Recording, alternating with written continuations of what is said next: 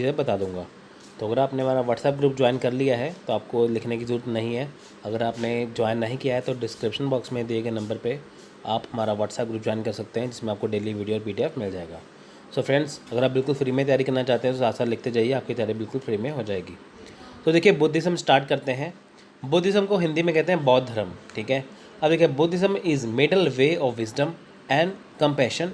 It stand for 3 pillars. अब देखिए, जो बौद्ध धर्म है, इनकी जो बुद्धिज़्म है वो विजडम एंड कंपैशन यानी कि ज्ञान और करुणा का मध्य मार्ग है। यानी कि बुद्धिज़्म क्या है, एक मिडल वे है, एक मध्य मार्ग है। किसके बीच में? ज्ञान और करुणा, ठीक है। यानी कि आपके नॉलेज के बीच में मध्य मार्ग है। देखिए, बुद्ध हमेशा यही कहते थे, अगर आपको जीवन में, अगर आपको अपनी लाइफ में सफल होना है, सक्सेस पानी है, तो आप हमेशा मध्य मार्ग अपनाइए, मिडल वे अपनाइए। मध्य मार्ग होता क्या है? देखिए, मध्य मार्ग आपको मैं बताता हूँ क्या है। बौद्ध ने, यानी कि जो बौद्ध धर्म है, जो बुद्ध धर्म में, बुद्धिज़्म में जो मध्य मार्ग की बात है वो सिंपल सी बात है। मध्य मार्ग का ये मतलब है, मान लीजिए कि बहुत ज़्यादा गरीबी और बहुत ज़्यादा अमीरी।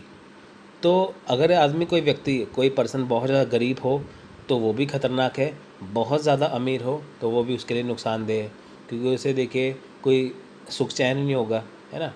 तो इसलिए वो कहते हैं मध्य मार्ग अपनाइए।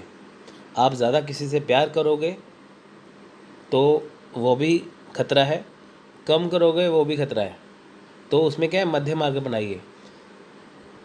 अगर आप बिल्कुल नहीं पढ़ोगे तो तब भी सही नहीं है, अगर बहुत ज़्यादा पढ़ते ही रहोगे तब भी आपकी सेहत के लिए खतरा है। तो इसमें क्या है, मध्य मार्ग अपनाइए।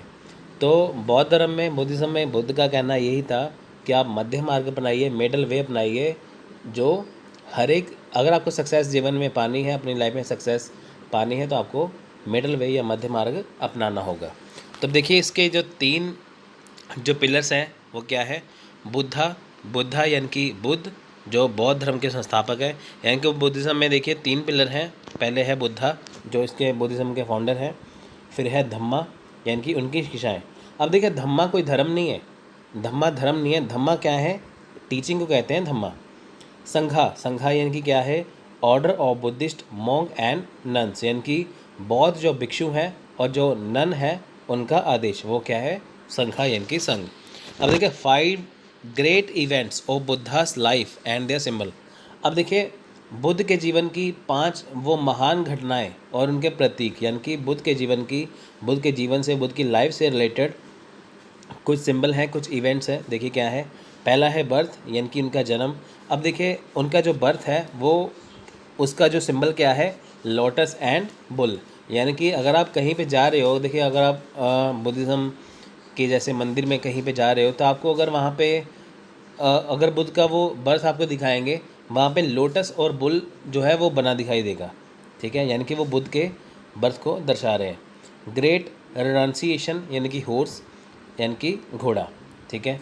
अब देखिए, जो उनका ग्रेट रेनाउंसिएशन होता है, महान त्याग, जब उन्होंने अपना घर छोड़ा था तो घोड़े के रूप में दिखाते हैं। यानी कि अगर वो किसी मंदिर में आप जाओगे, वहाँ पे आपको वो लोटस और बुल दिखा रहे हैं, यानी कि वो बुद्ध का बर्थ दिखा रहे हैं। अगर घोड़ा दिखा रहे हैं, यानी कि वो बुद्ध का जो घर त्यागने वाला था, तो वो दिखा रहे हैं। निर्वाण यानी कि बौद्धि वृक्ष। निर्वाण क्या है यहाँ पे? देखिए, निर्वाण क्या है यहाँ पे? उन्हें नॉलेज, यानी कि उन्हें जो निर्वाण प्राप्ति कहते हैं ना, उनको जो एनलाइनमेंट हुआ था, है ना, बोधि वृक्ष के नीचे बैठे हुए उन्हें क्या था? उन्हें एनलाइनमेंट हुआ था, उसे बोलते हैं निर्वाण। फर्स्ट सरमन, सरमन का मतलब होता है उपदेश, यानी कि फर्स्ट सरमन मतलब पहला उपदेश। अब देखिए, पहला जो उपदेश था उसे कहते हैं धर्म चक्र और व्हील, यानी कि धर्म चक्र या पहिया। आप देखिए, जो पहिया दिखाएंगे उसका क्या मतलब है कि बुद्ध जो है वो अपना पहला प्रवचन दे रहे हैं।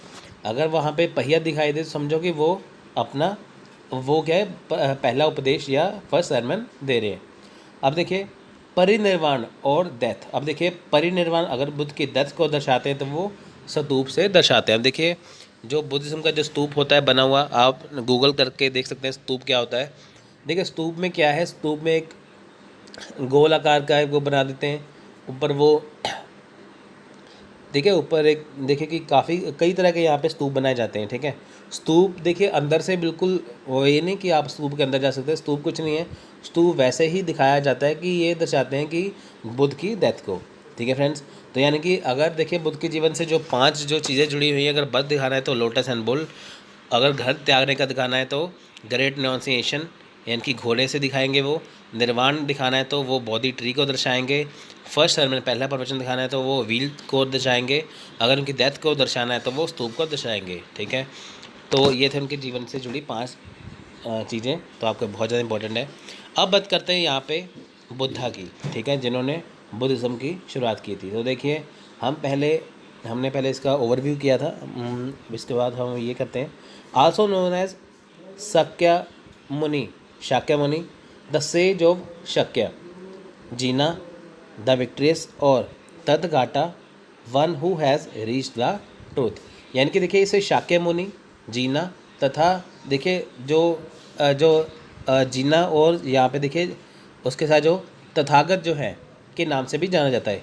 यानी कि जो बुद्ध है उन्हें शाक्य मुनि से नाम से भी जाना जाता है, उन्हें जीना नाम से भी जाना जाता है, उन्हें तथागत नाम से भी जाना जाता है। तो आपको क्वेश्चन आसानी से ये पूछ सकते हैं एग्जाम में, बताइए कि इनको किनके नाम से जाना जाता है। अब देखिए बुद्ध का जन्म हुआ कहाँ पे है। Born in 563 BC on Vaishakh Purnima day at Lumbini near Kapilavastu in Nepal. अब देखिए बुद्ध का जन्म हुआ था 563 BC में, कहाँ पे हुआ था, ये हुआ था लुम्बिनी में। लुम्बिनी कहाँ पे है, ये नेपाल के कपिलवस्तु के पास में, इनकी नेपाल में है कपिलवस्तु के पास है लुम्बिनी, जिनमें क्या था बुद्ध का जहाँ पर जन्म हुआ था 563 BC में, और ये वैशाख पूर्णिमा के दिन हुआ था। ठीक है, एग्जाम में ऐसे क्वेश्चन आया था, वो पूछेंगे लुम्बिनी बता देंगे या आपको कपिलवस्तु बता देंगे। His father Shuddhodana was a Sakya ruler. अब जो उनके फादर थे, उनके जो पिता थे शुद्धोधन उनका नाम था, वो शक शासक थे। His mother died after 7 days of birth and he was brought by his step mother Gautami. अब देखिए उनके जो जन्म के 7वें दिन यानी कि 7 दिनों के बाद उनकी माता की डेथ हो गई थी, उनकी जो मदर से उनकी डेथ हो गई थी। तो उनकी जो परवरिश है उनकी सौतेली माँ ने की है, जिनका नाम है गौतमी। ठीक है, तो जो देखिए उनकी माँ जो थी वो कोसला वंश की थी। ठीक है, कोसाला वंश की थी वो। ठीक है, तो अब नेक्स्ट करते हैं। देखिए Buddha was married to 16 to Yashodhara and enjoy married life for 13 years and had a son named Rahul. अब देखिए जो बुद्ध का जो शादी थी, जो बुद्ध की मैरिज थी, वो 16 साल की उम्र में हो गई थी, यशोधरा नाम की लड़की से हुई थी, और उनका की बेटा था जिसका नाम राहुल था, और उन्होंने 13 साल थे वो मैरिज के बिताए। फिर बाद में उन्होंने अपना घर जो छोड़ दिया था। अब देखिए उसके बाद after seeing an old man, a sick man, a corpse an ascetic, he decide to become a wanderer. अब देखिए एक बूढ़ा आदमी, एक बीमार आदमी, एक लाश और एक तपस्वी को देखने के बाद उन्होंने फैसला कर लिया कि वो क्या बनेंगे, वो एक पथिक बनेंगे। पथिक का क्या मतलब है यहाँ पे, कि लोगों को रास्ता दिखाने वाले वो बनेंगे। ठीक है, यानी कि वो साधु संत बन जाएंगे। ठीक है फ्रेंड्स, तो ये था इसमें। अब देखिए left his palace at 29 in search of truth and wandered for 6 years। अब देखिए 29 साल की उम्र में उन्होंने अपना घर छोड़ दिया था। क्यों छोड़ा था, सत्य की खोज के लिए। ठीक है फ्रेंड्स, देखिए 29 साल की उम्र में वो अपना घर छोड़ रहे हैं। अब देखिए with Channa the charioteer and his favourite horse Kanthaka. अब उन्होंने घर जो छोड़ा था, जो उनका पसंदीदा घोड़ा था कंथाका जिसका नाम था, उसके साथ उन्होंने घर छोड़ा था, अपने घोड़े के साथ गए थे। ठीक है, उसके बाद उन्होंने देखिए जब उन्होंने अपना घर छोड़ा था उसे ग्रेट रिनाउंसिएशन या उसे महाभिनिष्क्रम भी कहते हैं। आपको एग्जाम में क्वेश्चन पूछेंगे बुद्ध के घर छोड़ने को क्या कहा जाता है, उसे कहते हैं महाभिनिष्क्रमण। ठीक है, अब देखिए जो उन्होंने अपना घर छोड़ा तो वो 6 साल तक भटकते रहे, यानी कि 29 साल की उम्र में उन्होंने अपना घर छोड़ा और उन्हें अलाइनमेंट कब मिली, 35 वर्ष की आयु में, 35 वर्ष की उम्र में, 35 ईयर में मिली थी ना। तो यानी कि 6 ईयर वो क्या थे, ऐसे ही यहाँ से वहाँ भटकते रहे। ठीक है, 35 साल की उम्र में यहाँ पे उन्हें क्या मिला, 35 ईयर की उम्र में उनको जाके जो है अलाइनमेंट हुई थी। अब देखिए हिज फर्स्ट मेडिटेटेड विद अलार कलामा, यहाँ पे फ्रेंड्स अलार कलाम आएगा, ठीक है। देखिए सबसे पहले वो अलार कलाम को मिले, यानी कि अलार जो कलाम थे वो कौन थे, वो बुद्ध के गुरु थे, जिन्होंने जिनकी साथ उन्होंने क्या था, उन्होंने सन्यासी बने थे, यानी कि बुद्ध को जिन्होंने सन्यासी बनाया था तो वो कौन थे, अलार कलाम थे। तो आपको एक क्वेश्चन आ सकता है एग्ज़ाम में। उसके बाद but he was not convinced that man could obtain liberation from sorrow by mental discipline and knowledge. अब देखिए जब बुद्ध सन्यासी बन गए, ठीक है, तो वो सन्यासी के रास्ते पे चलने लग गए, पर फिर भी वो संतुष्ट नहीं हुए, फिर भी वो सेटिस्फाई नहीं हुए, कन्विंस नहीं हुए किसी तरीके से। उन्हें ये बात की कन्विक्शन नहीं थी, वो इस बात से कन्विंस नहीं थे कि जो इंसान है, जो उसका जो देखिए जो दिमाग है उसका बैलेंस और जो उसका ज्ञान है वो कैसे हो सकता है, यानी कि वो इस बात से बिल्कुल उनको ये नहीं पता था, बिल्कुल भी वो इस बात से बिल्कुल कन्विंस नहीं थे कि जो इंसान की जो दिमागी हालत है, जो उसका जो नॉलेज है इंसान की, वो उसका जो दुख है वो उससे कैसे बाहर निकल सकता है। यानी कि बुद्ध ने ये सोचा था कि इंसान कैसे दुख से बाहर निकल सकता है, ठीक है, तो उसकी दिमाग से कैसे दुख को बाहर निकाला जाए, तो इस बात से वो कन्विंस नहीं थे सन्यासी बनने के बाद भी, ठीक है फ्रेंड्स। उसके बाद देखिए हिज नेक्स्ट टीचर वाज उदारका रामपुत्रा। उनके पहले टीचर कौन थे, अलारकराम। उसके बाद उनके कौन से टीचर बने, उदरका या उदारका रामपुत्र, जो उनके टीचर थे।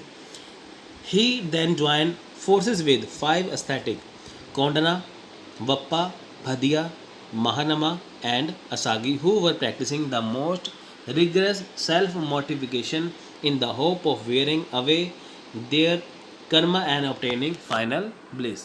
अब देखिए इसके बाद वो 5 तपस्वियों के ग्रुप में शामिल हो गए, ठीक है।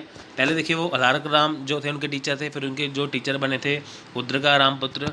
इसके बाद वो क्या थे, इसके बाद वो 5 जो सन्यासी जो 5 तपस्वी थे उनके ग्रुप में वो शामिल हो गए, ठीक है। अब वो कौन थे कि कोंडना, वप्पा, भदिया, महानामा और असागी, ठीक है, ये इनके साथ जो शामिल हो गए। अब इनका काम क्या था, इनका काम क्या था कि अपने कर्म को ख़त्म करने और जो जीवन का जो उनकी लाइफ का जो आखिरी जो उनका काम है, ठीक है, उसको अभ्यास करें। यानी कि देखिए इंसान का जीवन क्या है, बुद्ध के अनुसार देखिए, बुद्ध में भी देखिए वैसे भी इंसान का जीवन क्या माना जाता है, इंसान की जो लाइफ है उसका जो आखिरी काम होता है मुक्ति प्राप्त करना। तो बुद्ध ने भी सोच लिया था कि जो है इंसान जो जीवन का आखिरी काम क्या है, मुक्ति प्राप्त करना, जिसकी वजह से उन्हें जो 5 जो तपस्वी थे उनके साथ जो ग्रुप में शामिल हो गए। तो ये अपने कर्म को ख़त्म करने और अपने मोक्ष प्राप्ति के लिए रोज़ उसकी प्रैक्टिस करते। For 6 years he tortured himself until he was nothing but a walking skeleton। अब देखिए वो उन्होंने 6 साल तक खुद पर इतना अत्याचार किया कि वो एक पैदल कंकाल के रूप में थे। यानी कि देखिए वो इतने कमज़ोर हो चुके थे, इतने कमज़ोर हो चुके थे वो, अंदर से बाहर से इतने कमज़ोर हो चुके थे वो, ठीक है। 6 साल भटकने के बाद, घूमने के बाद, यहाँ से वहाँ, वहाँ से यहाँ, तो उन्होंने अपने आप को बहुत मतलब कि देखिए एक राजा के घर में जन्मा हुआ जो व्यक्ति है, अगर अपने आप को इतना कष्ट दे रहा है किसके लिए, कि कैसे एक सवाल का जवाब ढूंढा जाए कि इंसान दुखों से कैसे बाहर निकल सकता है। उन्होंने अपने ऊपर देखिए उन्होंने इतना कुछ सहा है अपने ऊपर। But after 6 years he felt that his fast and penance had been useless, so he abandoned these thing and the 5 disciple also left him. अब देखिए 6 साल जब उन्होंने अपने ऊपर इतना अपने आप को कठोर जो उन्होंने किया, उसके बाद देखिए उन्हें 6 साल के बाद फिर ये एहसास हुआ कि जो उन्होंने इतने साल जो व्रत रखे, जो इतनी तपस्या की, वो सब कुछ बेकार हो गया। तब इतना जानने के बाद उन्होंने फिर जो साधु संत थे, जो 5 थे, जो उनके जो समूह में जिनके शामिल थे, उन्होंने उनको भी छोड़ दिया, ठीक है। अब देखिए उनका जो लक्ष्य था, उनका जो गोल क्या था कि ये मालूम करना कि इंसान दुखों से कैसे बाहर निकल सकता है। पहले जो उनके टीचर थे अलार कलाम, उनसे बात नहीं बनी, फिर उद्रका रामपुत्र थे, उनसे बात नहीं बनी, फिर 5 तपस्या के ग्रुप में शामिल हो, इनसे बात नहीं बनी।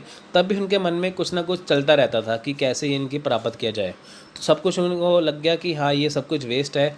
तो वेस्ट होने के बाद फिर वो उन्होंने उनको जो साधु संत थे उनको छोड़ दिया। अब देखिए अटेन निर्वाण और एनलाइनमेंट and 35 at Uruvela Gaya in Magadh under the peepal tree. अब देखिए 35 ईयर यानी कि 35 वर्ष की उम्र में उन्होंने 35 वर्ष की आयु में पीपल के पेड़ के नीचे, पीपल का पेड़ कहाँ पे, ये मगध बिहार में, ठीक है, मगध बिहार में। अब देखिए जो मगध है यानी कि जो आज का बिहार है ना, यहाँ मगध का मतलब आज का बिहार। अब बिहार में कौन सी जगह है, बिहार में है उर्वेला। उर्वेला कहाँ पे है, गया में। यानी कि जो गया जी है बिहार में, गया में एक जगह है उर्वेला, और वहाँ वो किस में है, वो बिहार में है। वहाँ पे उन्हें निर्वाण की प्राप्ति हुई, यानी कि उन्हें जो बिहार के गया जी में निर्वाण की प्राप्ति हुई, पीपल के पेड़ के नीचे बैठे बैठे। अब देखिए 29 साल की उम्र में उन्होंने अपना घर छोड़ दिया। उसके बाद देखिए घर छोड़ने के बाद जब वो 6 साल भटकते रहे, उनको कुछ नहीं मिला, तो 35 वर्ष की आयु में, 35 साल की उम्र में, और देखिए पीपल के पेड़ के नीचे क्या था, उन्हें ज्ञान की प्राप्ति खुद ही हो गई, ठीक है। आप देखिए कि एक राजा के घर में जन्मे हुए एक व्यक्ति से बुद्ध के रूप में जाना जाना, ये अपने आप में बहुत बड़ी बात है, ठीक है। देखिए उनके सेक्रीफाइस से एक राजा का जीवन वो बिता सकते थे, पर फिर भी उन्होंने एक सच के लिए अपना घर बार त्याग के इतना कष्ट सहा, फिर उसके बाद उन्होंने इतना कुछ किया, ठीक है। तो आप देख सकते हैं, delivered at first sermon at Sarnath at deer park where his 5 disciples had settle. अब देखिए उन्होंने अपना जो पहला उपदेश कहाँ दिया था, यानी कि उन्होंने जो अपना जो पहला प्रवचन था, जो पहला अपना उपदेश था, वो कहाँ दिया था, वो दिया था सारनाथ में, हिरण पार्क सारनाथ में। इनकी जो डीर पार्क थी, जो हिरण पार्क थी सारनाथ में, उन्होंने वहाँ अपना पहला उपदेश दिया था, ठीक है।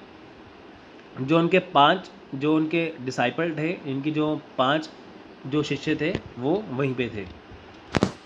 उसके बाद देखिए जो उनका पहला जो प्रवचन था, जो पहला सरमन था, वो किसके नाम से जाना गया, वो धर्म चक्र परिवर्तन के नाम से जाना गया, यानी कि turning of the wheel of law. अब देखिए attain Mahaparinirvana at Kushinagar in 483 BC at the age of 80 in Malla Republic.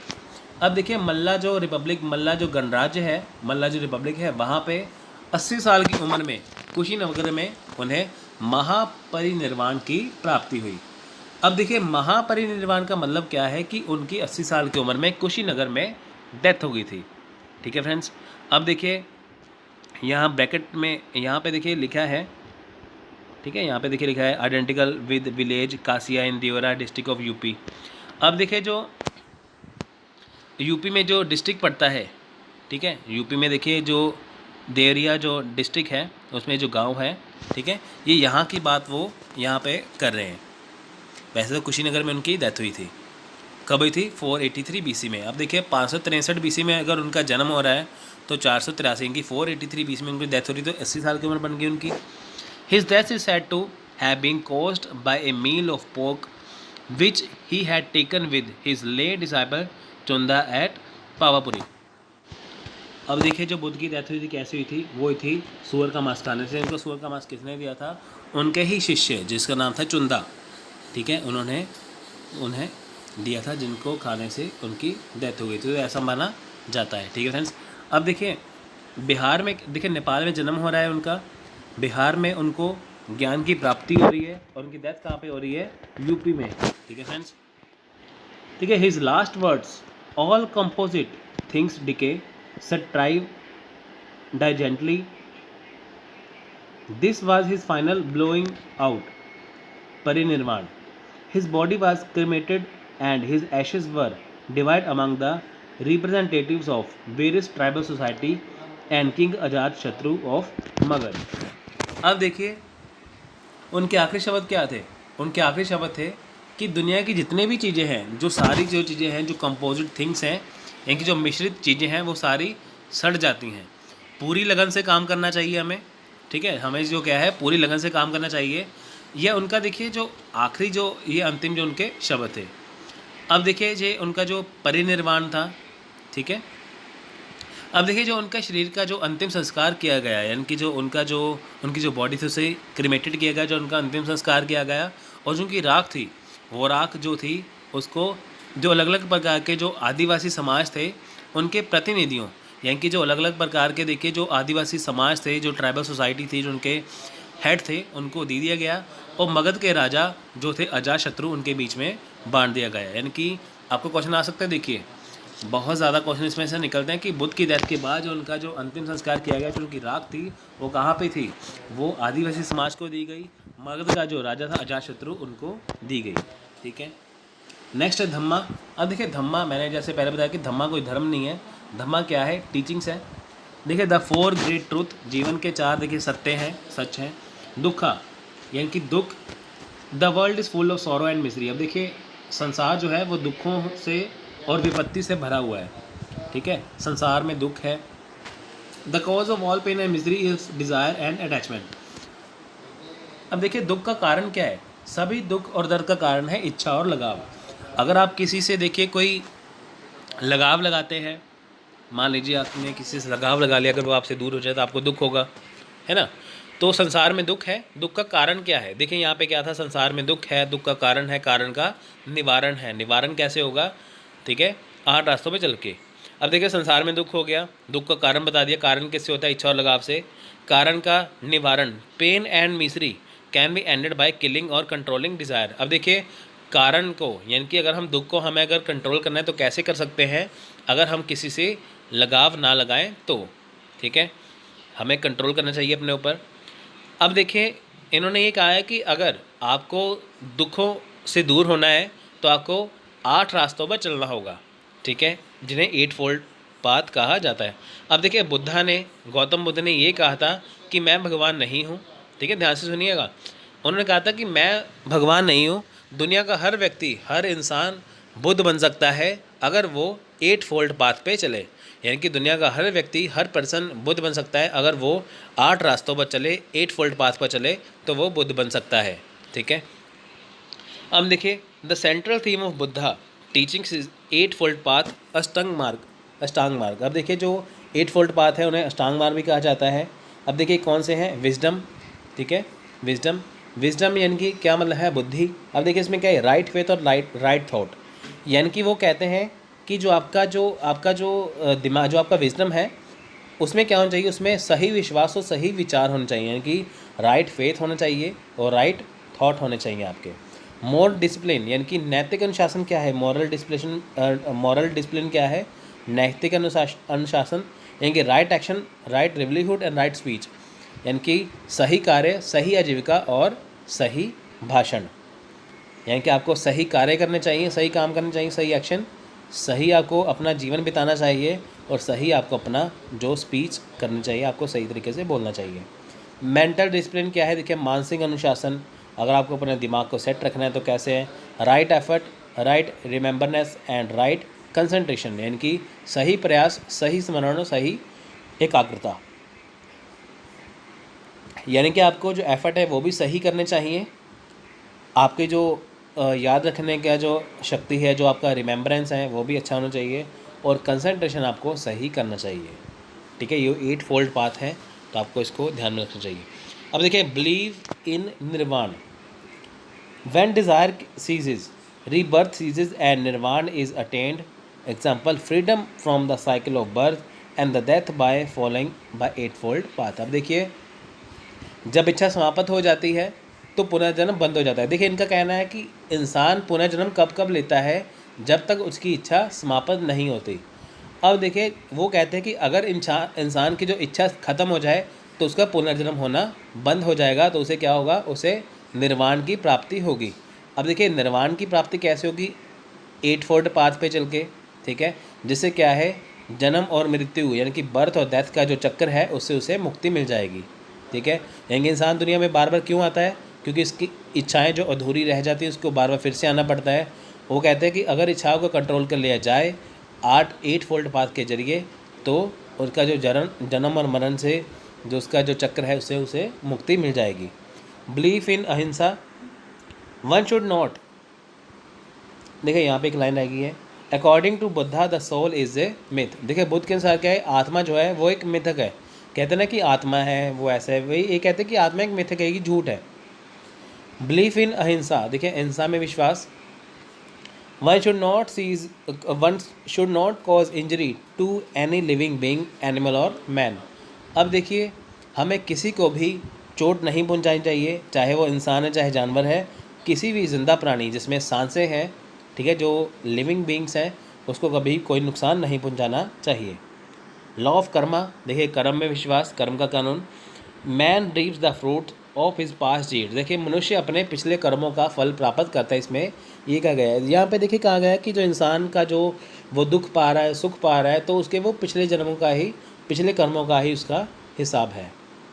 Next है द संघा consist of Monks and nuns. अब देखिए जो संघ है वो किससे बना है, वो बना है बहुत जो मॉन्क्स हैं, जो बुद्धिस्ट मॉन्क्स हैं, इनके बुद्धि भिक्षु हैं और नन से मिलके, ठीक है। Bhikshus act as torch bearer of Dhamma. अब देखिए जो भिक्षु है वो धम्म के मशाल के रूप में काम करते हैं। देखिए मशाल होते हैं, जैसे वो लकड़ी का डंडा होता है जिसके ऊपर आग लगी होती है, मशाल होता है ना, जो आगे आगे चल के जिसको पकड़ के चलते हैं, तो सभी तरफ जिन्हें हाथ में मशाल पकड़ रखी होती है, तो सभी तरफ क्या है, जैसे अंधेरा हो तो वहाँ पे क्या है, उजाला हो जाता है ना। तो कहते हैं कि जो भिक्षु हैं वो क्या है, वो जो धम्म है उसके जो मशाल वाहक है, यानी कि बुद्ध के जाने के बाद जो उनके बौद्ध भिक्षु हैं वो बुद्धिज्म को आगे बढ़ाएंगे। अपार्ट फ्रॉम संघा द वर्शिपर वर कॉल्ड उपासक। देखिए संघ के अलावा जो उपासक हैं, जो वर्शिपर है, जो बुद्धिज्म को मानते हैं, उन्हें उपासक कहा जाता है। इनके बुद्धिज्म को मानने वाले उपासक कहलाए जाते हैं। अब देखिए बुद्धिस्ट काउंसिल, ठीक है, बुद्धिस्ट काउंसिल यहाँ पे आ चुका है। अब हम यहाँ पे बौद्ध समिति जो विनय पिताका सुत पिताका है, जो बुद्ध की जो टीचिंग्स हैं वो 2 भागों में बटी थी। वो कब बटी थी, तो वो बटी थी फर्स्ट बुद्धिस्ट काउंसिल में। तो नेक्स्ट है सेकंड बुद्धिस्ट काउंसिल। देखिए कब हुई थी, ये हुई थी वैशाली में 383 BC में, यानी कि 383 BC में, यानी कि जब पहली काउंसिल हुई थी ठीक उसके 100 साल बाद। अब देखिए यहाँ पे जो चेयरमैनशिप कौन है, यहाँ पे है सबाकमी, जो बुद्धिज़्म की तरफ से हैं, सबाकमी है, और राजा है काल अशोक, ठीक है। काल अशोक कौन है, शिशुनाग वंश के जो थे राजा थे। अब देखिए followers were divided into Shvetambar and Mahasanghikas. अब देखिए यहाँ पे जो अनुयायी हैं, यानी कि जो बुद्ध को मानने वाले हैं, वो 2 भागों में यहाँ पे बट गए, ठीक है, श्वेत मीनांस एंड महासंघिकास, महासंघिका।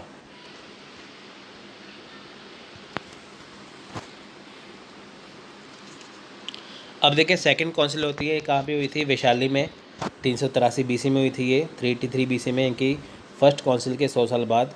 अब देखिए इनका जो चेयरमैन था वो कौन था, बुद्धिस्ट की तरफ से सबाकमी, राजा था काल अशोक, जो शिशुनाग वंश के राजा थे। फॉलोअर्स वर डिवाइडेड इनटू, ये देखिए 2 भागों में बटा है। यहाँ पे लिखा है कि स्था विरामदिनीस, यानी कि स्तर विरामदिन में बटा था और महासंघिका में बटे थे, ठीक है। देखिए 2 भागों में यहाँ पे बट गए थे।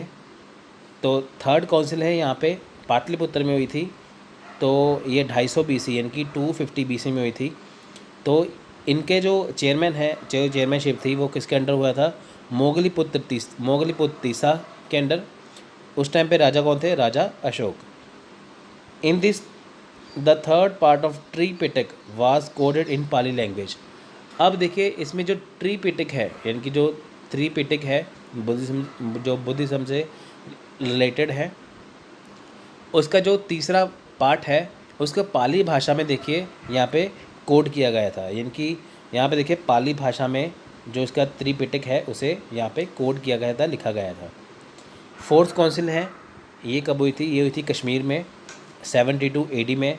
अब देखिए यहाँ पे जो बुद्धिज्म है उसकी तरफ से जो चेयरमैन थे वो थे वासुमित्र, राजा थे कनिष्क। देखिए के से कश्मीर, के से कनिष्क, यानी कि के से कश्मीर, के से कनिष्क। वाइस चेयरमैन थे देखिए अश्वघोष। यहाँ पे देखिए जो बुद्धिज्म है वो 2 भागों में बट गया था, महायान और हीनयान में। अब देखिए महायान का क्या मतलब है कि महायान का यहाँ देखिए यान का मतलब होता है जहाज़, यानी कि बड़ा जहाज़ जिसे आप मान सकते हैं।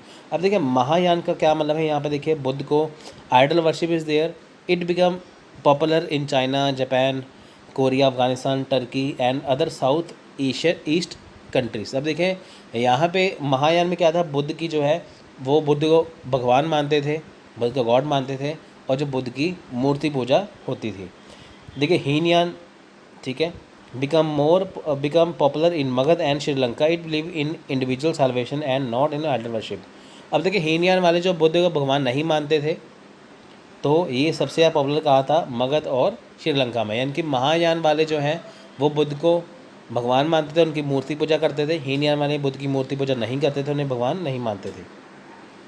Apart from these two there is third vehicle called Vajrayana which appeared in the 8th century and grew rapidly in Bihar and Bengal. अब देखिए इन दोनों की बात करें, अगर हम हीनयान महायान के अलावा जो बात करें, जो तीसरा जो देखिए जो चीज़ थी वो थी वज्रयान, ठीक है। हीनयान महायान के अलावा देखिए जो वज्रयान था, जो तीसरा वाहन, जो तीसरा व्हीकल जिसे माना जाता है, जो 8वीं शताब्दी यानी कि 8th सेंचुरी में हमें दिखाई दिया था। कहाँ पे दिखाई दिया था ये? बिहार और बंगाल में। यानी कि बिहार और बंगाल के इलाके में तेज़ी से जो वज्रयान था वो बढ़ा था 8वीं शताब्दी में। They did not treat meat, fish, wine etcetera as a taboo in the dietary habits and freely consume them. अब देखिए वो खाने में देखिए मांस, मछली वगैरह ये सब कुछ नहीं लेते थे, ठीक है। यहाँ ये सब कुछ नहीं लेते थे, इनका सेवन वो इसको नहीं खाते थे। तो देखिए यहाँ पे इनका ये देखिए इस्तेमाल यहाँ पे ये नहीं करते थे, ठीक है फ्रेंड्स। उसके बाद 5th काउंसिल है, देखिए 5वीं। देखिए वैसे तो 4 काउंसिल मेन है जो बुद्ध से रिलेटेड, जो बुद्धिज़्म से रिलेटेड है, वो 4 ही काउंसिल हैं। अब देखिए यहाँ पे कहीं ना कहीं मैं आपको बारीकी से बताऊँगा कि कुछ काउंसिल ऐसी हुई थी जो बहुत ज़्यादा इम्पोर्टेंट है। पहली 4 तो बहुत ज़्यादा इंपॉर्टेंट है। अब देखिए 5th काउंसिल है वो मांडले में हुई थी। मांडले कहाँ है? बर्मा में है। बर्मा जिसे आजकल म्यांमार कहा जाता है, यहाँ पे थी 1871 यानी कि 1871 में। And was presided over by Theravada monk in the reign of king Mindon. अब देखिए 1871 यानी कि 1871 में मांडले वर्मा में, ठीक है, इसकी 5वीं जो काउंसिल हुई थी, इसके राजा कौन थे? राजा थे मिंडन। और जो अध्यक्ष कौन थे यहाँ पे बुद्धिज़्म की तरफ से? वो थे यहाँ पे रवड़ा, ठीक है। उसके बाद देखिए 6th काउंसिल ये थी in Kaba Aye in Yangon in 1954 was sponsored by the Burmese government. देखिए जो उसकी 6ठी परिषद थी, जो उसकी 6ठी जो 6th काउंसिल थी वो कहाँ पे हुई थी? 1954 यानी कि 1954 में हुई थी, यांगून के जो यंगून है वहाँ के काबा आई में। तो इसे स्पॉन्सर किसने किया था? बर्मी सरकार की, बर्मा की सरकार में। तब चलते हैं आगे। देखिए बुद्धिज़्म आफ्टर बुद्धा, यानी कि बुद्ध के बाद जो बुद्ध है उसके बाद जो बौद्ध धर्म है वो कैसा था। अब देखिए of all religious remains of between 200 BC and 200 AD so for discover in India, those of Buddhism for out number those of any other religion wise Hinduism, Jainism etcetera together. अब देखिए यहाँ पे क्या था, जो सभी धार्मिक जो अवशेष थे, जो सभी जो रिलीजियस जो रिमेन्स थे, जो सभी धार्मिक अवशेषों की बात करें 200 ईसा पूर्व यानी कि 200 BC से 200 ईस्वी, ठीक है, 200 BC से 200 AD यानी कि ये 400 जो साल थे। अब देखिए यहाँ पे क्या था, यहाँ पे जो भारत में खोज हुई थी, ठीक है। अब देखिए जो बौद्ध धर्म के जो लोग थे वो किसी भी यानी कि जो बाकी जो धर्म था, जैसे हिंदू धर्म है, जैन धर्म है, आदि के साथ मिलकर रहते थे, ठीक है। यानी कि अगर हम बात करें 200 ईसा पूर्व इनकी 200 BC की और 200 AD की, ये जो 400 साल का इतिहास है, जो हिस्ट्री है, यहाँ पे जो बौद्ध धर्म के लोग थे वो ऐसा नहीं था वो अलग रहते थे, वो हिंदू, जैन वगैरह सबके साथ मिलकर वो रहते थे। ह्यून सांग ये कौन था? ये चाइनीज़ ट्रेवलर था। इन 7th century AD found that the lesser vehicle or Hinianism is almost exist in most of India and only flourishing in a few part of the west। अब देखें यहाँ पे क्या था, यहाँ पे एक बात देखी गई है कि जो 7वीं शताब्दी में जो ह्यून सांग यहाँ पे आया था, उसने यहाँ पे एक बात देखी है कि यहाँ पे देखिए जो हीनयानवाद था, जो हीनयान है, वो भारत के जो काफ़ी हिस्से थे वहाँ से वो अब ख़त्म हो चुका है। ये सिर्फ जो वेस्ट वाला पार्ट है वहाँ पे ही इस टाइम है। From Nalanda the missionary monk Padma Sambhava went forth the convert Tibet to Buddhism in 8th century AD। अब देखिए यहाँ पे एक नई बात निकल के आई है। अब देखिए नालंदा की यहाँ पे बात करें, यहाँ पे जो मॉन्क थे पद्म स्वभाभा, ठीक है, वो देखिए जो तिब्बत टू बुद्धिज्म यानी कि जो पूरा तिब्बत था उन्होंने उसे बुद्धिज्म में कन्वर्ट कर दिया था 8th सेंचुरी AD में।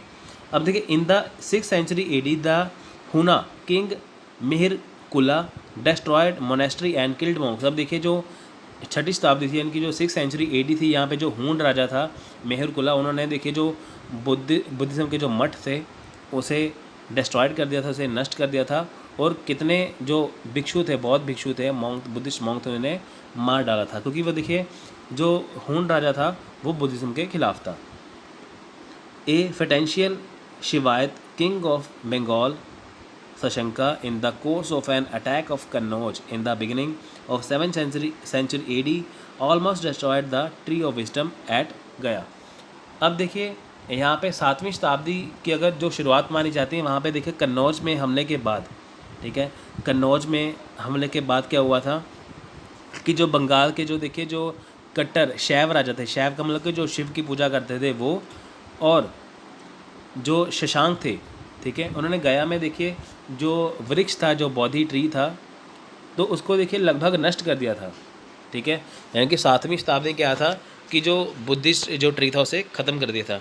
अब देखिए यहाँ पे आपको एक फैक्ट बताता हूँ, जो बिहार में जो बौद्ध गए हैं जहाँ पे बुद्धिस्ट जो बोधि ट्री है ना, जो ट्री है वहाँ पे जो, अब देखिए ये एक क्वेश्चन आता है कि जो वैसा ही ओरिजिनल जो वृक्ष है वो इस टाइम कहाँ पर है, यानी कि जो बिहार में जो देखिए गया में जो है ना वो बोधि जो ट्री है वो अब कहाँ पे है, यानी कि अब उसके जैसा एक और असली पेड़ कहाँ पर है, तो वो है श्रीलंका में, ठीक है। कैसे, देखिए जब राजा अशोक था, जब उन्होंने अपने बेटे और बेटी, यानी कि उनका बेटे का नाम था महेंद्रा, उनकी बेटी का नाम था संघमित्रा, जब उन्होंने अपने बेटे बेटी को श्रीलंका भेजा था बुद्धिज़्म का प्रचार करने के, तब जो उनके बेटा और बेटी जब श्रीलंका गए थे तब वो बौद्ध गया से जो बोधि जो ट्री था उसकी वो जो एक ब्रांच यानी कि वो एक शाखा अपने साथ ले गए थे। जब वो श्रीलंका पहुंचे तो उन्होंने वहाँ पे जाके उस शाखा को वहाँ पे ज़मीन में दफना दिया, तो जिससे क्या हुआ कि वहाँ पे एक पेड़ निकला, ठीक है, पेड़ निकला जिसे बोधि वृक्ष वहाँ पे माना जाता है। तो यानी कि बिहार के बाद अगर आप ओरिजिनल वृक्ष की बात करें तो वो श्रीलंका में है। तो आपको एग्ज़ाम में क्वेश्चन आ जाए तो आप ये बता सकते हैं। आगे हम करेंगे, तो यहाँ पे मेरे को फैक्ट याद आया तो मैंने आपको यहाँ पे बता दिया, यहाँ पे लिखा नहीं, आप लिख सकते हैं। तो देखिए उसके बाद क्या हुआ कि as late as 5th century AD written scripture were rare and pilgrim Fahien was hard put to find a copy of Vinaya Pitaka. अब देखिए 5वीं शताब्दी के बाद देखिए जो बुद्धिस्ट स्क्रिप्चर यानी कि जो बुद्धिज्म के बाद जो लिखा हुआ था वो मिलना काफ़ी मुश्किल था। अब देखिए जो तीर्थयात्री था यानी कि जो यहाँ पे फाहियान आया था, ठीक है, फाहियान आया था, जब उसने यहाँ पे आके बुद्धिज्म के बारे में खोजना शुरू किया था तो उसको जो विनय पिटक यानी कि जो विनय पिटका है, जो विनय पिटक है, ठीक है, उसको खोजने में भी काफ़ी मेहनत की थी उसने, क्योंकि देखिए यहाँ पे जो था इसके जो बुद्धिज्म के बारे में जो भी कुछ लिखा था वो काफ़ी रेयर था, तो इसको ढूंढना थोड़ा सा मुश्किल था, तो फिर भी उसने कड़ी मेहनत के बाद जो था वो काफ़ी कुछ खोजा था। अब देखिए नेक्स्ट हम बात करते हैं बुद्धिस्ट लिटरेचर की। Buddhist literature in Pali language is commonly referred to as Tripitakas, three fold basket. अब देखिए जो बुद्धिस्ट साहित्य है, जो बौद्ध साहित्य है वो पहली बात तो पाली भाषा में है, ठीक है, जिसे त्रिपिटक कहा जाता है, ठीक है, जिसे थ्री फोल्ड बास्केट भी कहते हैं, ठीक है। तो त्रिपिटक का दूसरा नाम पूछ सकते हैं क्या है, थ्री फोल्ड बास्केट। अब देखिए Vinaya Pitaka are the rules of discipline in the Buddhist monastery. अब देखिए विनय पिटका कैसे रिलेटेड है, जो बौद्ध जो मठ है उसमें अनुशासन के नियम हैं, यानी कि जो बुद्धिस्ट मोनेस्ट्रीज हैं वहाँ पे कैसे रहा जाता है तो उसके नियम बताए गए हैं विनय पिटका में। सूत्र पिटका क्या है, is the largest and contains collection of sermon. अब देखिए जो जो बुद्ध के जो उपदेश हैं उसका जो सारे जो बुद्ध के उपदेश है उसका जो एक संग्रह है, जो उसका एक कलेक्शन है, वो किस में है? सूत्र पिटका में। अभिनंदन Pitaka is the explanation of the philosophical principle of Buddhist religion. जो अभिनंदन पिटका है, जो अभिनंदन पिटक है, वो देखिए क्या है, वो बौद्ध धर्म का जो दार्शनिक सिद्धांत है, यानी कि जो बौद्ध धर्म है, जो बुद्धिज़्म है, उसका जो फिलोसफिकल प्रिंसिपल क्या है, वो किस में दर्ज है? अभिनंदन पिटका में। आपको देखिए वाइस वर्सा पूछ सकते हैं, आपको पूछ सकते हैं बताइए कि the philosophical principle of Buddhist religion explanation ये कहाँ पे दी गई है? ये अभिनंदन पिटका में। Mahayana and Dipavamsa are other Buddhist text, they provide information about then Sri Lanka. अब देखिए जो महायान है और जो दीप वामा है, ये अन्य बौद्धिक ग्रंथ हैं, ये बुद्धिस्ट टेक्स्ट हैं। ये देखिए ये कहाँ पे है? ये श्रीलंका के बारे में जानकारी देते हैं कि श्रीलंका में बुद्धिज़्म कैसे फैला था। उसके बाद देखिए Jataka are the fables about the different birth of Buddha. अब देखिए बुद्ध के अलग अलग जन्मों के बारे में, जातक कथाएं के में बारे में बताया गया है, यानी कि बुद्ध के जीवन के बारे में किसमें बताया है? जटका टेल्स में। जटका टेल्स किससे रिलेटेड है? बुद्ध के जीवन के बारे में।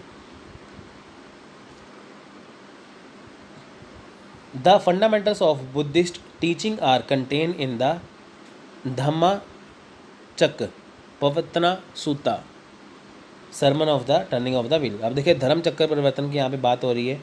अब देखिए इसमें क्या लिखा है यहाँ पे कि जो देखिए यहाँ पे क्या लिखा है कि जो धर्म चक्र परिवर्तन है, ठीक है, वो किससे रिलेटेड है? वो बुद्ध की टीचिंग से रिलेटेड है, जब बुद्ध ने अपना पहला जो प्रवचन दिया था। Buddha first taught this to his first disciple at Banaras. देखिए ऐसा मानते हैं कि जो बुद्ध के जो पहले जो डिसाइपल जो चेले थे वो कहाँ पे? बनारस में मिले थे। This contain the 4 noble truth and the noble 8-fold path which are accepted as basic category by the all Buddhist sect. अब देखें यहाँ पे ये भी बताया गया है कि जो बुद्ध से जो रिलेटेड जो जीवन के जो 4 सत्य हैं, जो 4 नोबल ट्रूथ है, जो 8-fold पाथ हैं, उन्हें भी एक्सेप्ट किया गया था बुद्धिस्ट सेक्ट के द्वारा। Among the chief Mahayana text in Lalit Vistara, a flowery narrative of the life of Buddha. This text was utilized by Sir Edwin Arnold of The Light of Asia, a lengthy poem, one of the life of Buddha, which enjoyed much popularity at the end of last century. अब देखिए यहाँ पे क्या है, यहाँ पे देखिए यहाँ पे जो लिखा हुआ है कि जो महायान टेक्स्ट है ललित विस्तरा, देखिए क्या है, ये बुद्ध के जीवन के बारे में बताते हैं विस्तार से, अच्छे से। अब उसके बाद देखिए जो इसका जो परीक्षण है, इनकी जिसका जो पहली बार इस्तेमाल किया गया था वो सर एडविन आर्नोल्ड ने किया था, द लाइट ऑफ एशिया के लिए किया था। ठीक है friends, the light of Asia के लिए इसका जो सर एडविन आर्नोल्ड है, उन्होंने इसका जो पहली बार जो इस्तेमाल किया था। जो देखिए बुद्ध के जीवन से संबंधित, यानी कि जो बुद्ध की लाइफ है उससे जो संबंधित एक लंबी कविता थी, ठीक है, बुद्ध के जीवन से रिलेटेड देखिए एक लेंथी पोएम थी, कि लंबी कविता थी, जिसे सर एडविन आर्नोल्ड ने द लाइट ऑफ एशिया के रूप में इस्तेमाल किया था। ठीक है फ्रेंड्स, तो इसमें देखिए कि जो पिछली शताब्दी, यानी कि जो पहले जो समाज निकल चुका है उसके एंड में देखिए ये बहुत ज़्यादा फेमस हुआ था। उसके बाद देखते हैं cause of decline of Buddhism, यानी कि बुद्धिज्म के पतन के कारण क्या है। देखिए यहाँ पे अब देखिए it succumbed to the Brahminical rituals and the ceremonies such as idol worship etc. which Buddhism has earlier denounced।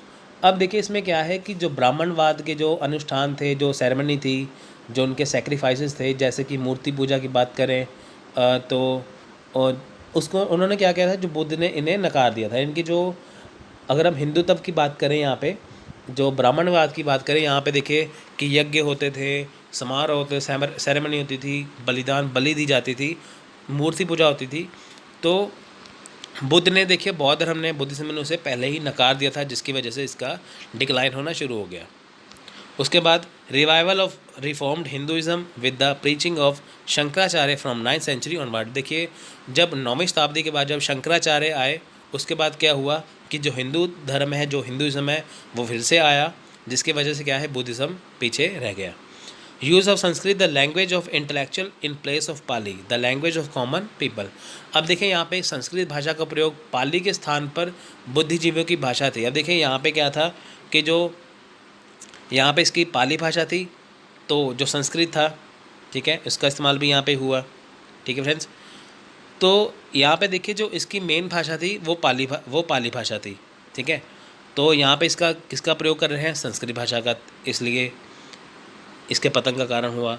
डिटोर्शिएशन in the moral standard among the monks living in the Buddhist monasteries. अब देखिए जो बौद्ध मठ में रहने वाले जो बौद्ध भिक्षु हैं, ठीक है, उनमें भी देखिए कि उनके वो जैसे वो रहते थे तो उनमें भी काफ़ी गिरावट आई। ठीक है, जो बौद्ध मठ में जो भिक्षु रहते थे, जो बुद्धिस्ट मॉन्क रहते थे, ठीक है, जो उनका जो मॉरल स्टैंडर्ड था वो काफ़ी, वो उनका जो लेवल था वो गिर चुका था। अटैक ऑफ हुना king Mehirkula in the 6th century and the Turkish invader in the 12th century AD which continued till the 13th century AD। अब देखिए जो छठी शताब्दी की 6th सेंचुरी में जब हून राजा ने जब इस पर हमला किया था, मेहरकुला ने 12वीं शताब्दी में देखिए जो तुर्की आक्रमण थे उनके हमले के कारण जो था, ये उनके हमलों के कारण बुद्धिज़्म का जो है डिक्लाइन हो गया। देखिए हमलों का कारण क्या था, जो बुद्ध के जो काफ़ी, अब देखिए जैन शब्द है वो जी धातु से बना है, तो जी जो है उसे कहते हैं, उसका मतलब होता है जीतना। ठीक है फ्रेंड्स, तो जिनका क्या मतलब है, जीतने वाला। अब देखिए इसका मैंने आपको यहाँ पे इंट्रोडक्शन बताया, तो बहुत सारी ऐसी चीज़ें हैं जिसके जो आपको जाननी यहाँ पे बहुत ज़रूरी है। ठीक है, तो आप ये साथ साथ लिख लीजिए तो इसमें हो जाएगा। ठीक है फ्रेंड्स, अब देखिए जो जीतने वाला, अब जीतने वाला क्या है, जिनका मतलब होता है ना जीतने वाला क्या कि मन को जीतने वाला। ठीक है, जो पुरुष मन को जीत जाए उसे कहते हैं जिन। ठीक है, उसके अनुयायी होते हैं जैन। तो देखिए there were 24 Tirthankars and all of them were Kshatriya. अब देखिए इनके जो 24 तीर्थंकर थे, देखिए जैसे गुरु होते हैं ना, वैसे इनके 24 गुरु थे या 24 तीर्थंकर थे। ठीक है, तो वो सारे क्षत्रिय थे। अब देखिए Rishabhanatha reference is also there in Rigveda. अब देखिए जो ऋषभनाथ हैं, जो ऋषभदेव हैं जिन्हें कहा जाता है ऋषभनाथ है, ऋषभदेव है, तो उनका देखिए उनका रेफरेंस भी है, वो हमें ऋग्वेद में मिलता है। ऋग्वेद सबसे पुराना वेद है। ठीक है, अब देखिए उसके बाद but there is no historical basis for the first 22 Tirthankaras. अब देखिए हमें जो, अब देखिए इनके 24 जो है 24 इनके तीर्थंकर हैं, जो पहले 22 है हमें उनके बारे में कुछ इतना पता नहीं चलता, उनके बारे में कोई हिस्टोरिकल बेसिस हमें नहीं पता चलता। अब देखिए जो लास्ट 2 हैं वो हिस्टोरिकल पर्सनैलिटीज़ हैं। वो कौन से हैं, देखिए जो 23 जो है, जो 23rd हैं तीर्थंकर पार्श्वनाथ, इनका सिंबल है स्नेक यानी कि सांप। Was son of king Ashvasena of Banaras. अब देखिए जो अश्वसेन है बनारस के राजा, ये उनके पुत्र थे। ठीक है, Parshvanath. His main teaching were non injury, non lying, non stealing, non possession. हम देखिए इनका क्या था कि अहिंसा। ठीक है, अहिंसा था, इनकी कभी झूठ नहीं बोलना, कभी किसी को हानि नहीं पहुंचाना, कभी चोरी नहीं करना, तो इनकी मेन टीचिंग थी। अब देखिए जो लास्ट तीर्थंकर थे वो कौन थे, वो थे महावीर जैन या वर्धमान महावीर। तो देखिए 24 तीर्थंकर थे इनके, तो 22 तीर्थंकर जो है पहले वाले, उनका हमें उनके बारे में कोई हिस्टोरिकल जो बातें पता नहीं चलती। जो 23rd और 24th हैं उनके बारे में हमें पता चलता है। ठीक है, अब देखें यहाँ पे जानेंगे वर्धमान महावीर के बारे में। ठीक है, अब देखिए सबसे ज़्यादा फेमस यही है। अब देखिए ऐसा नहीं है कि जो जैन धर्म है, कई ये मानते हैं कि जैन धर्म की जो स्थापना है, जो जैन धर्म बनाया है, किसने बनाया था, वो बनाया था महावीर जैन ने बनाया था। ऐसा नहीं है, ये ऐसा नहीं बनाया था। ठीक है फ्रेंड्स, आपको मैं जैसे बता चुका हूँ ये ऋषभनाथ ने बनाया था। तो सबसे फेमस वर्धमान महावीर हैं। ठीक है, क्योंकि उन्होंने आगे बहुत बढ़ाया था जैन धर्म को, इसलिए। अब देखिए he was born in Kundagrama in 599 BC। अब देखिए इनका जो जन्म था वो कुंडग्राम कहाँ पे पड़ता है, ये पड़ता है मुजफ्फरपुर बिहार में। 599 BC में इनका जन्म हो चुका था। His father Siddhartha was the head of Jnatrika clan. अब देखिए जो उनके फादर थे उनका नाम था सिद्धार्थ। ठीक है, जो ज्ञानका वंश के प्रमुख थे। उसके बाद जिनकी माता, हिज मदर वाज त्रिशला, इनकी माता का नाम था Trishala, sister of Lichchhavi prince Chetaka of Vaishali. अब देखिए जो उनकी माता थी वो त्रिशला थी, वो लिच्छवी यानी कि जो लिच्छवी जो वंश के जो राजा थे, ठीक है, उनकी बहन थी। Mahavir was related to Bimbisara, married to Yashoda and had a daughter name Priyadarshana, whose husband Jamali become his first disciple। यहाँ पे डिसाइपल आएगा, यहाँ पे डिसिप्लिन लिखा हुआ है। तो फ्रेंड्स देखिए यहाँ पे क्या आता है कि जो महावीर है, ठीक है, जो महावीर है, अब देखिए ये जो महावीर है ये बिंबिसार, इनका संबंध बिंबिसार से था, ठीक है, इनका संबंध किससे था? बिंबिसार राजा से था। इनकी शादी जो हुई थी वो यशोदा से हुई थी, ठीक है। उसके बाद देखिए इनकी एक बेटी थी जिनका नाम था प्रियदर्शना। तो आप देखिए इनके नाम याद करने बहुत ज़रूरी है कि इनकी जो वाइफ का नाम क्या था, इनकी जो बेटी का नाम क्या था? बेटी का नाम था प्रियदर्शना, ठीक है। उसके बाद देखिए, अब देखिए जो प्रियदर्शना इनकी जो बेटी थी, जो उनका हस्बैंड था जमाली, वो इनका पहला चेला बना, या पहला उनका वो क्या बना? पहला डिसाइपल बना, ठीक है फ्रेंड्स। और उसके बाद देखिए कि at 30 after the death of his parents he become an ascetic। अब देखिए 30 साल की उम्र में माता पिता की मृत्यु के बाद, यानी कि अपने मदर फादर के डेथ के बाद, ये क्या बने? ये साधु बन गए, ठीक है, या एक तपस्वी बन गए। In the 13 year of his asceticism outside the town of Jrimbhikagrama he attained supreme knowledge. अब देखिए 13 साल इन्होंने तपस्वी की ज़िंदगी जीते हुए, तो जब इनकी एज जो थी, अब देखिए यहाँ पे 30 ईयर में ये अपना अगर घर छोड़ रहे, अगर 30 ईयर में ये साधु संत बन रहे हैं, तो 13 साल अगर ये घूम रहे हैं, तो 13 साल की उम्र में जैसे इन्होंने तपस्वी का जीवन बिताया है, तो इनकी 43 ईयर की एज में इन्हें क्या मिला? इन्हें काबिल्या मिला। अब देखिए जैसे बुद्ध धर्म में एनलाइनमेंट है, ठीक है, बुद्ध धर्म में जैसे एनलाइनमेंट है, जैसे निर्वाण कहते हैं, निर्वाण की प्राप्ति गौतम बुद्ध को मिली थी 35 साल में। अब इन्हें देखें यहाँ पे नॉलेज की प्राप्ति हुई। अब देखिए यहाँ पे निर्वाण नहीं कहेंगे, जैन धर्म में निर्वाण नहीं कहेंगे, जैन धर्म में क्या कहेंगे? काबिल्या, ठीक है। बौद्ध धर्म की बात करें, वहाँ पे क्या है? वहाँ पे नॉलेज जो है, एनलाइनमेंट है, उसे कहते हैं निर्वाण, जबकि यहाँ पे इसे कहते हैं काबिल्या, ठीक है फ्रेंड्स। अब देखिए from now on he was called Jain और Jitendra and Mahavira and his followers were name as Jain. अब देखिए इन्हें जैना, जिनेंद्रा, महावीरा कहा जाता है, जो इनके फॉलोअर्स हैं इन्हें जैन्स कहा जाता है। ही also goat the title of Arihant example वर्दी। अब देखिए इन्हें जो अरिहंत है उसका जो है टाइटल भी दिया गया है। तो आपको क्वेश्चन एग्जाम में आराम से पूछ लेंगे कि बताइए कि जो अरिहंत टाइटल है वो किन्हें दिया गया है, ठीक है, वो मिला है, उसकी उपाधि, जो अरिहंत की उपाधि मिली है वो मिली है वर्धमान महावीर को। उसके बाद देखिए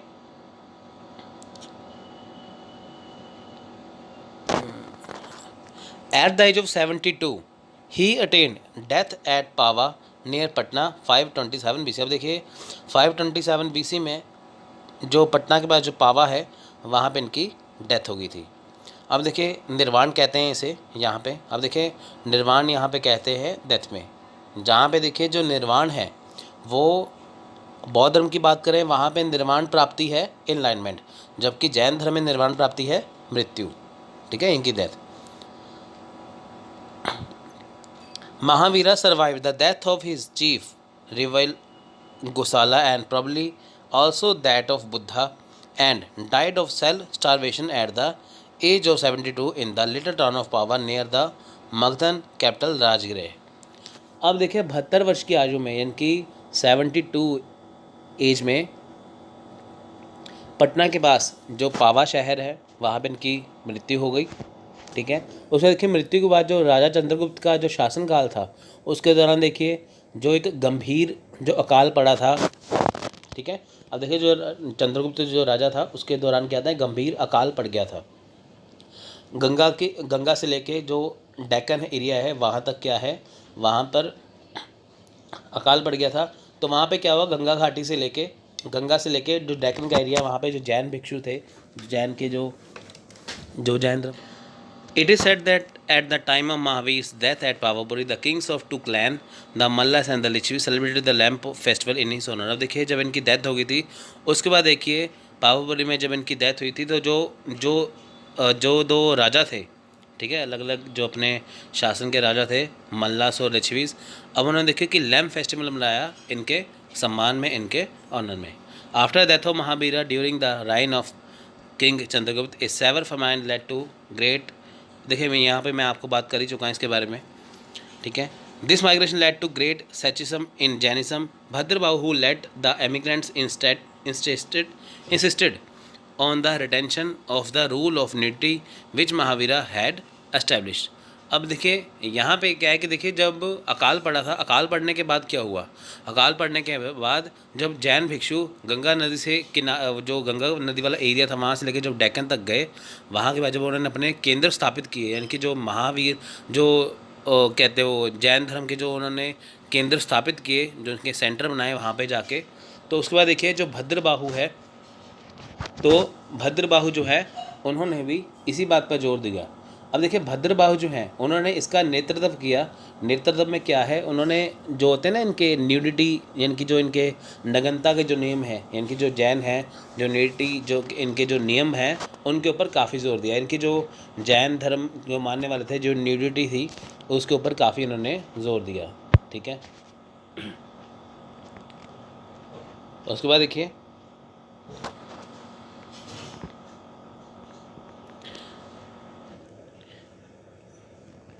Sthulabhadra the leader of the monks who remained in the north allow his follower to wear white garments owing in the hardship of confusion of the famine. अब देखिए जहाँ पे भद्रबाहु, ठीक है, जहाँ पे भद्रबाहु न्यूडिटी के समर्थन में थे कि जो जैन धर्म को मानते थे वो बिना वस्त्र के रहेंगे, बिना कपड़ों के रहेंगे, वहीं देखिए दूसरी तरफ जो स्थूलभद्र थे, ठीक है, जो लीडर थे मॉन्क्स के, उन्होंने कहा कि वो वाइट इनके सफ़ेद कपड़े पहनेंगे जो जैन धर्म को मानने वाले हैं। भद्रबाहु कहते थे कि वो कोई कपड़े नहीं पहनेंगे जैन धर्म को मानने वाले, जबकि स्थूलभद्र का कहना था वो वाइट कपड़े पहनेंगे, ठीक है। अब देखिए hence arose two sects of the Jain, the Digambara and Shvetambara. अब देखिए इनके कारण ही एक तरफ जहाँ पर भद्रबाहु कह रहे हैं कि अगर कोई जैन धर्म को मानता है तो उन्हें कपड़े नहीं पहनने चाहिए, स्थूलभद्र कह रहे हैं कि जो अगर मानता है तो उनको सफ़ेद कपड़े पहनने चाहिए, जिसकी वजह से क्या है कि जो जैन धर्म है वो दो भागों में बट गया, ठीक है, दिगंबर और श्वेतांबर। दिगंबर कौन है, दिगंबर कौन है, दिगंबर वो हैं जो आसमान को अपने कपड़े मानते हैं, इनके जो बिना कपड़ों के रहते हैं। अब देखिए जो श्वेतांबर कौन है, जो सफ़ेद कपड़े पहनते हैं। Our knowledge of Jainism after Mahavira is major. There were 11 Gandhars, but only one of them, named Sudharman, survived the master and became the first pontiff. He died 20 years after Mahavir. Our knowledge of Jainism after Mahavira is major. यानी कि महावीर के बाद, यानी कि महावीर के बाद देखिए जो जैन धर्म था उसमें जो हमारी जो नॉलेज है, उसमें जो हमारा ज्ञान है वो काफ़ी छोटा हो गया। देखिए जब महावीर जैन थे तब ज्ञान काफ़ी बड़ा था, काफ़ी नॉलेज थी, क्योंकि धर्म एक था। अब देखिए इसके दो पार्ट हो चुके हैं तो ज्ञान इसका काफ़ी जो है वो छोटा हो गया। अब देखिए इसमें there were 11 Gandhar but only one of them name Sudharman survive the master become the first pontiff. He died 20 years after Mahavira. आप देखिए जो 11 गंधर थे, ठीक है, इनके गंधर थे 11, लेकिन उनमें से केवल एक, यानी कि इनमें से सिर्फ एक जो थे, एक ने ही जो एक थे वो सुधर्मन को गुरु का नाम दिया गया, ठीक है। यानी कि जब महावीर की डेथ हो गई थी तब उनके बाद जो थे 11 गंधर थे, जिनमें से जो एक थे जिनका नाम सुधर्मन था, ठीक है, उन्हें गुरु का नाम दिया गया। तो आपका क्वेश्चन पूछ सकते हैं महावीर के बाद बताइए कि जो उनके गुरु बने थे कौन थे, वो थे सुधर्मन, ठीक है। अब देखिए महावीर की डेथ के 20 साल बाद भी सुधर्मन की भी डेथ हो गई। अब पढ़ते हैं हम यहाँ पे टीचिंग ऑफ महावीर, ठीक है, यहाँ पे टीचिंग ऑफ महावीर पढ़ेंगे, यानी कि महावीर की शिक्षाएं। Rejected the authority of Vedas and do not attach any importance to the performance of sacrifices. He believe that every object even the smallest particles possess a soul and is endowed with consciousness that is why they observe strict non violence. अब देखिए कि जो वेद थे, वेदों, इनका मतलब क्या, देखिए जो वेद थे, वेद के अधिकार को इन्होंने अस्वीकार कर दिया। इनकी जो महावीर थे वो वेदों को नहीं मानते थे, जो वेदों में लिखा था उनको वो नहीं मानते थे। ठीक है, अब देखिए यहाँ पे क्या है कि जो सैक्रिफाइसेस होते हैं, यानी कि जो बलिदान होता था, उनका भी कोई मतलब नहीं समझते, यानी कि ये मानते थे कि जो वेद में लिखा है उसको नहीं मानते थे।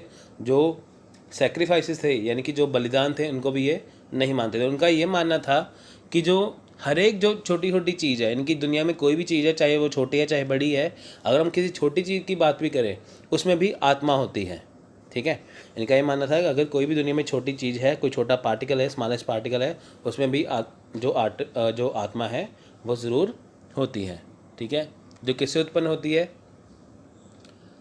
अब देखिए इसलिए इन्होंने क्या किया, इसलिए देखिए वे सख्त अहिंसा के पालन करता थे। अब देखिए पहली बात तो ये वेदों को मानते नहीं थे। ठीक है, उसमें जो बातें लिखी थी उनको मानते नहीं थे।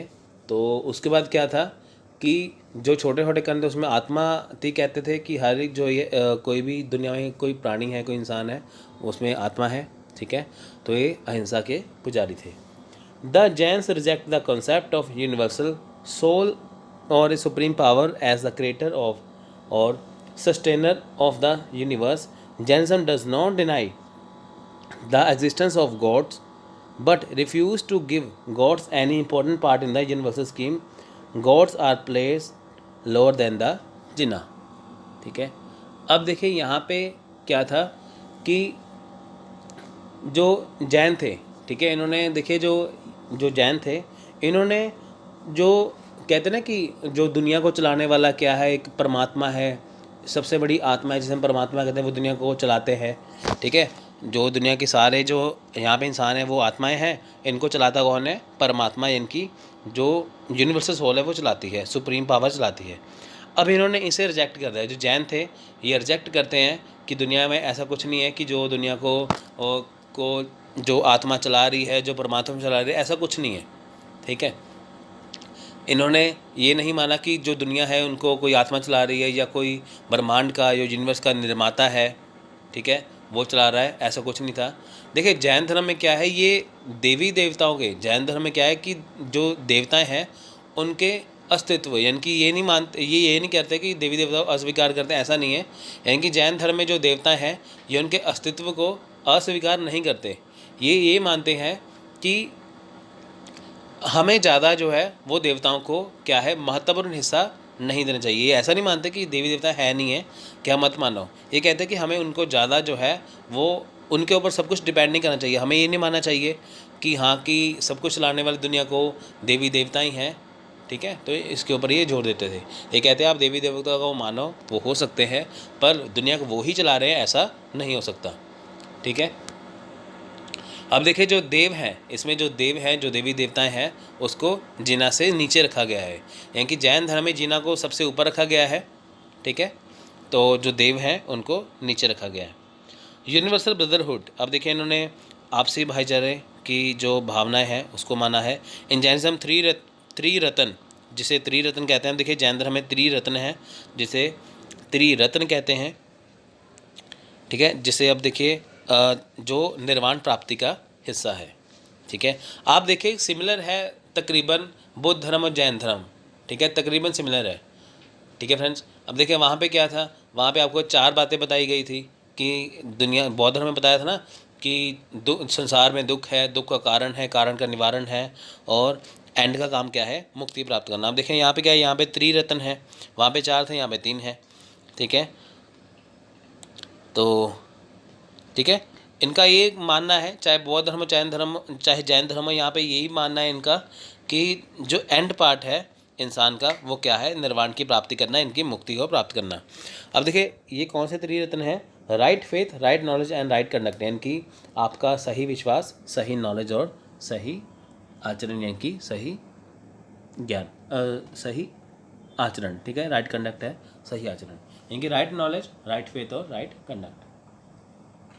नेक्स्ट है जैन काउंसिल। अब देखिए जैन काउंसिल, जैसा बौद्ध काउंसिल, बुद्धिस्ट काउंसिल हुई थी, वैसे जैन काउंसिल भी हुई थी।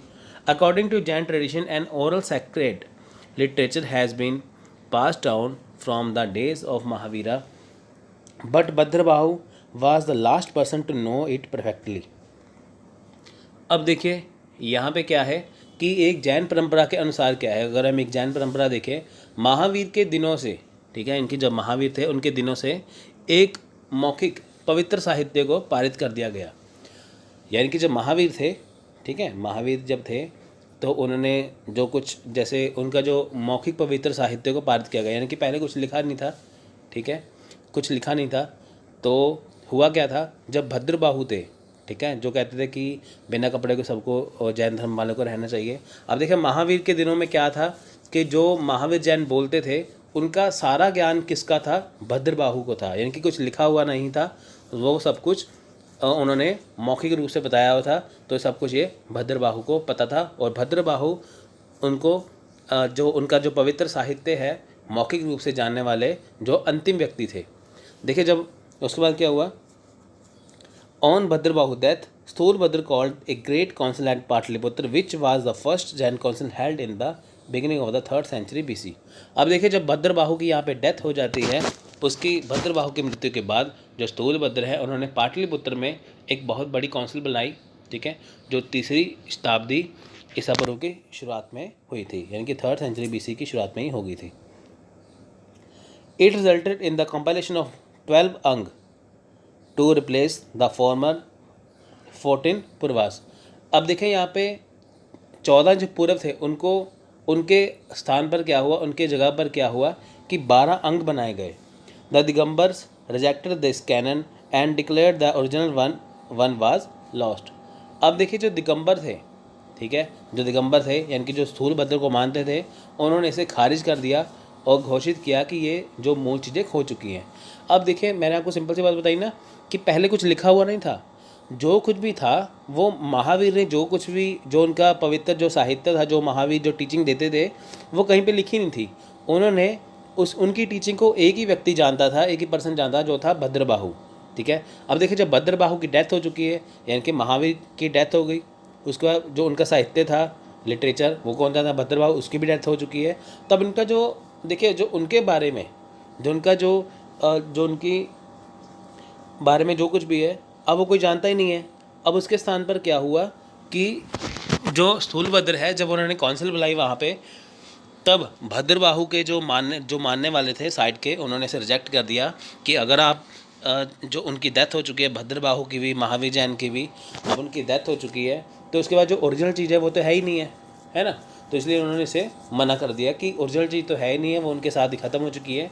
तो उन्होंने इस काउंसिल में रिजेक्ट कर दिया। Thus there was a great urgency to devise new scripture। अब देखिए इसी तरह क्या हुआ, नए शास्त्रों को तैयार करने के लिए एक महान आग्रह किया गया।